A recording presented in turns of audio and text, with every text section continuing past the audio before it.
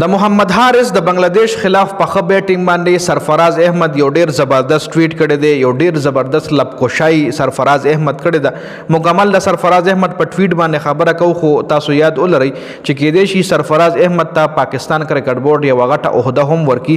سرفراز احمد ته د سلیکشن کمیټۍ کې مشرواله ملو شي یا سلیکشن کمیټۍ کې سرفراز احمد شامل شي. د سرفراز احمد د پاکستان کرکټ ټیم د لپاره ډیر زیات خدمات دي، او بل طرف ته سرفراز احمد چې کم دی د بچرته تاسو په نیگیټیو خبره ونه وینئ.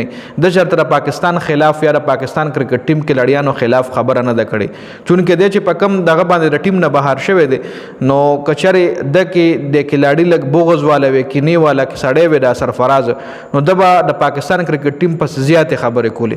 ځکه یو کلاړي په 2017 کې پاکستان ته د آی سی سی ټورنمنت ګټي او بیا په 2019 کې هغه بيخي د ټیم نه بهر کیږي، نو دا داسې امپوسیبل غونډه خبره د پاکستان کرکټ ټیم کې. پاکستان سره چې کوم گیم کړي چې چا ورلد کپ ګټلې دي، چا چې میچونو کې ښه پرفارمنس هم کړي، نو هغه لانګ ټایم د پر د پاکستان کرکټ ټیم کې پاتې شوی دی.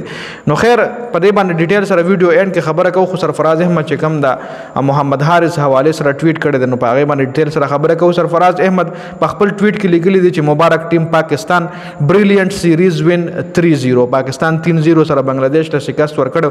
ښه هیری فینټاسټینګ بیټینګ ینګ لیډ ماشاءالله.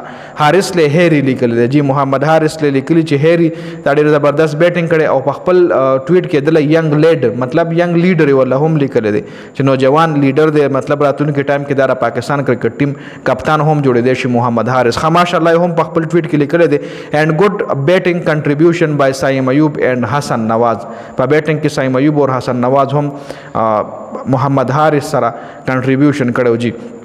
خروکنا نہیں ابھی اور بھی ہے فاصلہ، دا اخرانه سنټنس چې کوم دی دا سرفراز احمد په خپل ټویټ کې لیکلی دی چې مطلب تاسو له اوس هم ډېرې فاصلې پاتې دي، تاسو له نوجوان کلاړیان او را روان په تاسو باندې T20 ورلد کپ ته ایشیا کپ ته، نو ستاسو مطلب له ډېرې فاصلې پاتې دي وروره. صرف یو سیریز پورې ستاسو خبره نه وه چې تاسو بنگلاديش نه سیریز وګټلو، نو بس تاسو خبره ختمه نه جي، ستاسو خبره اوس شروع شوه، د ستاسو ریل فایټ اوس شروع شو. ښه سرفراز احمد یو ډېر نایس انسان دی، قرآن پاک حافظ هم دی، چونکې د حوالې سره ما چرته نیگیټیو خبرې د نه دی اوریدلی، نه دی چرته نیگیټیو پراپګاندا کې ملوث شوی دی. کوټه ګلیډیټر سره ګوره د څومره ټایم وفاداری وکړه، کوټه ګلیډیټر د لپاره PSL هم د په کپتانۍ کې ګټلی شوی دی.